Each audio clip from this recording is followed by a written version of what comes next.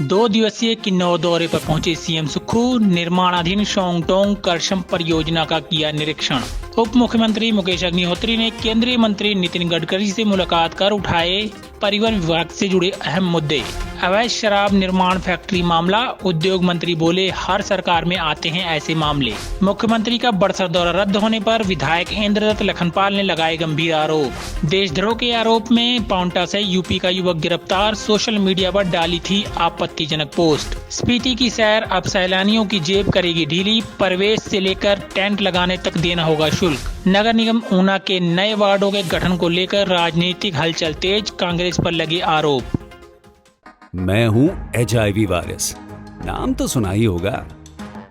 मैं एक साथी से दूसरे साथी तक 4 मुख्य तरीके से पहुंच सकता हूं। HIV संक्रमित व्यक्ति के साथ बिना कॉन्डम सेक्स करने से, एक ही सुई व सिरिंज का साझा उपयोग करने से, HIV संक्रमित खून चढ़ाने से और HIV संक्रमित मां से उसके बच्चे को। मेरे बारे में जानने के लिए 1097 पर कॉल करके सवाल किया गया।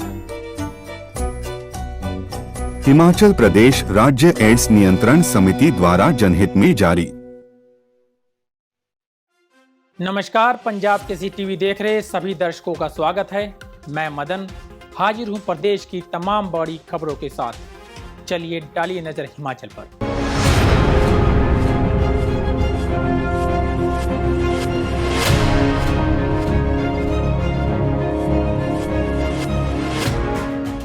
पहली खबर का रुख करते हैं। हिमाचल प्रदेश के मुख्यमंत्री सुखविंदर सिंह सुक्खू अपने 2 दिवसीय दौरे पर किन्नौर पहुंचे। सोमवार सुबह छोरिंग हेलीपैड पर जनजातीय मामले एवं राजस्व मंत्री जगत सिंह नेगी और स्थानीय कांग्रेस कार्यकर्ताओं ने सीएम सुक्खू का गर्मजोशी के साथ स्वागत किया। सेवा दल के मुख्य संगठक अनुराग शर्मा की अगुवाई में सेवा दल कार्यकर्ताओं ने भी मुख्यमंत्री को सलामी दी। इस अवसर पर बड़ी संख्या में स्थानीय लोग भी पारंपरिक वेशभूषा में उपस्थित थे और उन्होंने ढोल नगाड़ों के साथ मुख्यमंत्री का अभिनंदन किया। मुख्यमंत्री के दौरे का मुख्य उद्देश्य शोंगटोंग करछम जल विद्युत परियोजना की निर्माणाधीन गतिविधियों का जायजा लेना था। चोलिंग पहुंचने के बाद मुख्यमंत्री सीधे Shongtong Karcham power house site और बैराज साइट पवारी के लिए रवाना हुए। उन्होंने वहां चल रहे निर्माण कार्यों का निरीक्षण किया और परियोजना के इंजीनियरों व मजदूरों से सीधा संवाद स्थापित कर उनकी चुनौतियों और कार्य प्रगति की जानकारी ली। मुख्यमंत्री ने परियोजना के समय पर पूरा होने और गुणवत्ता मानकों को बनाए रखने पर जोर दिया। बढ़ते हैं अगली खबर की ओर। हिमाचल प्रदेश के उप मुख्यमंत्री मुकेश अग्निहोत्री ने सोमवार को नई दिल्ली में केंद्रीय सड़क परिवहन एवं राजमार्ग मंत्री नितिन गडकरी से उनके आवास पर मुलाकात की। इस दौरान मुकेश अग्निहोत्री ने परिवहन विभाग से संबंधित कुछ प्रमुख मुद्दे उठाए। उन्होंने केंद्रीय मंत्री को बताया कि राज्य सरकार ने व्यापक जनहित में ऑपरेटरों की मांग को ध्यान में रखते हुए अखिल भारतीय टैक्सी परमिट की अवधि को मौजूदा 12 वर्ष से बढ़ाकर 15 वर्ष करने के संबंध में उनके मंत्रालय से अनुरोध किया है। उन्होंने कहा कि चूंकि वाहनों की जीवन अवधि 15 वर्ष निर्धारित की गई है, इसलिए अखिल भारतीय टैक्सी परमिट भी 15 वर्ष के लिए प्रदान किया जाना चाहिए। केंद्रीय मंत्री राज्य सरकार के अनुरोध से सहमत थे और उन्होंने आश्वासन दिया कि वे इस मामले पर सहानुभूतिपूर्वक विचार करेंगे। मुख्यमंत्री ने गडकरी से पुराने वाहनों को हटाने के लिए राज्य को विशेष सहायता योजना के तहत शेष 7 करोड़ 63 लाख रुपए की धनराशि जारी करने का भी अनुरोध किया। इसके अलावा अग्निहोत्री ने यह भी अनुरोध किया कि अमृतसर से होशियारपुर तक NH 503A के प्रस्तावित 4 लेनिंग को बनखंडी से झलेड़ा तक बढ़ाया जाए। यह लगभग 15 किलोमीटर लंबा मार्ग है और यह श्री आनंदपुर साहिब और माता चिंतपूर्णी को जोड़ेगा, जिससे इन दोनों धार्मिक स्थलों पर आने वाले तीर्थयात्रियों को भी लाभ होगा। उप मुख्यमंत्री ने चंडीगढ़ से बद्दी औद्योगिक क्षेत्र के बीच कनेक्टिविटी का मुद्दा भी उठाया। हिमाचल में अवैध तरीके से शराब बनाने के मामले पर जहां विपक्ष सरकार पर हमलावर है, वहीं अब इस मामले पर उद्योग मंत्री हर्षवर्धन चौहान ने जवाब दिया है। हर्षवर्धन चौहान ने कहा कि हर सरकार में इस तरह के मामले सामने आते हैं, इन्हें रोकना मुश्किल है। सरकार प्रदेश में अवैध खनन और अवैध तरीके से चल रही फैक्ट्री के खिलाफ पुरजोर कार्रवाई कर रही है। उद्योग मंत्री हर्षवर्धन चौहान ने कहा कि काला अंब में ऐसी फैक्ट्री चल रही थी। जानकारी मिलने पर एजेंसियों ने छापेमारी की। उन्होंने कहा कि वर्तमान सरकार प्रदेश में अवैध फैक्ट्रियों और अवैध खनन को लेकर कार्रवाई कर रही है। खनन में नेताओं का नाम भी आया है तो उनके वाहनों के चालान भी किए गए हैं। इसके साथ ही नेता प्रतिपक्ष जयराम ठाकुर की ओर से प्रदेश सरकार को शुल्क की सरकार की संज्ञा देने पर भी हर्षवर्धन चौहान ने पलटवार किया। हर्षवर्धन चौहान ने कहा कि प्रदेश की वर्तमान आर्थिक स्थिति के लिए पूर्व की जयराम सरकार दोषी है। पूर्व सरकार ने रिसोर्स मोबिलाइजेशन पर ध्यान नहीं दिया और चुनाव को देखते हुए एचआरटीसी बस किराए में महिलाओं को 50% छूट देने और 125 यूनिट मुफ्त बिजली देने की घोषणा की। अब प्रदेश सरकार इससे उभरने की कोशिश कर रही है। मुख्यमंत्री सुखविंदर सिंह सुक्खू का बड़सर विधानसभा क्षेत्र का दौरा रद्द होने पर राजनीति गर्मा गई है। बड़सर से विधायक इंद्रदत्त लखनपाल ने मामले में प्रदेश सरकार को घेरा है। उन्होंने कहा है कि बड़सर में सरकार ने ठेकेदारों की करोड़ों रुपए की देनदारियां देनी हैं, जिसके चलते ही मुख्यमंत्री ने बड़सर विधानसभा क्षेत्र का दौरा रद्द किया है। उन्होंने कहा कि बड़सर विधानसभा क्षेत्र में मिनी सचिवालय का निर्माण करने वाले ठेकेदार का सरकार ने 5 करोड़ रुपया देना है और सरकार ठेकेदार की देनदारी नहीं दे पा रही है, जिसके चलते मुख्यमंत्री ने अपना दौरा रद्द किया है। इसके अलावा बिजड़ी क्षेत्र में अग्निशमन केंद्र बनकर तैयार हो चुका है, उसकी भी अभी तक ठेकेदार को अदायगी नहीं की गई है, जिस कारण ठेकेदार ने तैयार बिल्डिंगों में ताले लगा रखे। इंद्रदत्त लखनपाल ने कहा कि इस तरह का किस्सा पहली बार इस सरकार के समय देखने को मिल रहा है। विधायक ने और क्या कुछ कहा, सुनिए। देखिए, जो मुख्यमंत्री का भी प्रायोजित कार्यक्रम था, 1 तारीख को मुख्यमंत्री महोदय ने यहाँ आना था बड़सर विधानसभा क्षेत्र में, तो उसमें उनका जो दौरा रद्द हुआ उसमें मुझे तो ज्यादा जानकारी नहीं है, लेकिन क्यों रद्द हुआ ये तो मुख्यमंत्री बेहतर बता सकते हैं।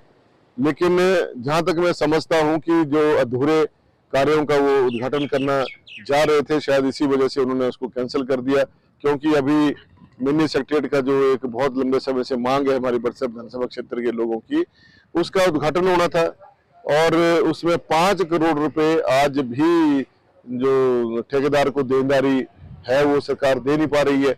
ऐसे ही हमारे अग्निशमन केंद्र बना हुआ है बिजली के अंदर, उसकी 1.5 करोड़ की शायद पेमेंट है जो अभी दे नहीं पा रही है सरकार, और जिस वजह से ठेकेदारों ने जो वहाँ ताले लगा दिए, ये पहली बार मैं देख रहा हूँ कि ऐसा इस सरकार के समय में हुआ है। और सबसे बड़ी बात, जो मुख्यमंत्री महोदय का जो दौरा प्रस्तावित था, उसमें दौरे में लिखा हुआ था मिनी सेक्रेटरीट का उद्घाटन करेंगे माननीय मुख्यमंत्री महोदय, और उसमें नीचे लिखा हुआ था कि फर्नीचर के लिए और अन्य संसाधनों के लिए सरकार के पास पैसा ही नहीं है। ये एक बड़ी अजीबोगरीब परिस्थिति है। फिर उद्घाटन किस बात का कर रहे हैं आप भाई? खाली बिल्डिंग का उद्घाटन करके आपको क्या मिलेगा? जब आपके पास संसाधन ही नहीं है, पैसा नहीं है, तो जरूरी है फट्टा लगा ही लेना।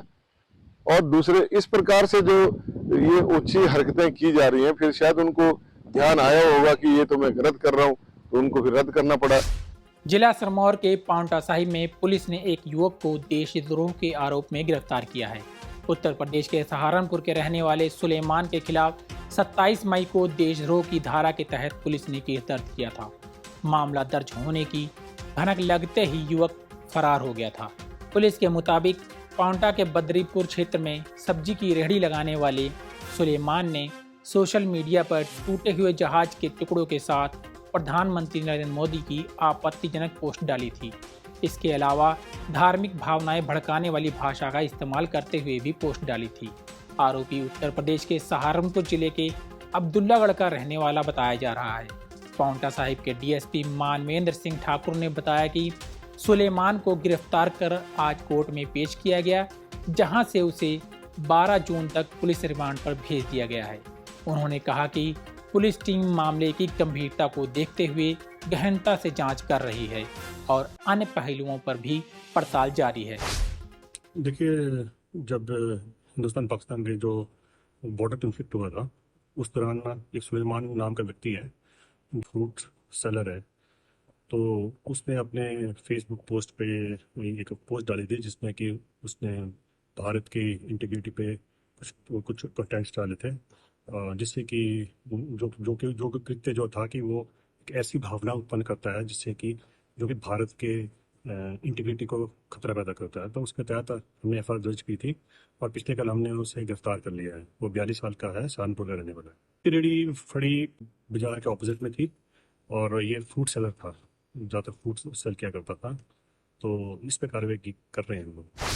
हिमाचल प्रदेश के स्पीति के इको सेंसिटिव जोन और संरक्षित क्षेत्रों में घूमने के लिए सैलानियों को अब प्रवेश से लेकर डॉक्यूमेंट्री, शूटिंग और टेंट लगाने का भी प्रतिदिन के हिसाब से शुल्क देना होगा।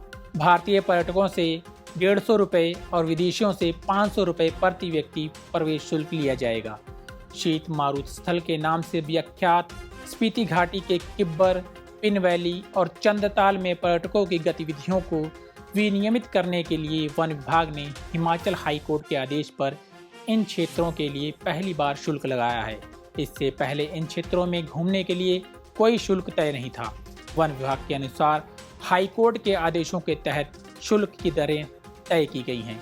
यदि कोई व्यक्ति या संस्था नियमों का उल्लंघन करेंगे तो दोगुना जुर्माना वसूला जाएगा। विभाग के अनुसार यह कदम न केवल पर्यावरण संरक्षण के लिए जरूरी है, बल्कि स्पीति जैसे इको सेंसिटिव जोन को अनियंत्रित पर्यटन से होने वाले नुकसान को रोकने में भी सहायक होगा। ऊना जिला मुख्यालय को नगर निगम का दर्जा मिलने के बाद नए वार्डों के गठन को लेकर राजनीतिक हलचल तेज हो गई है।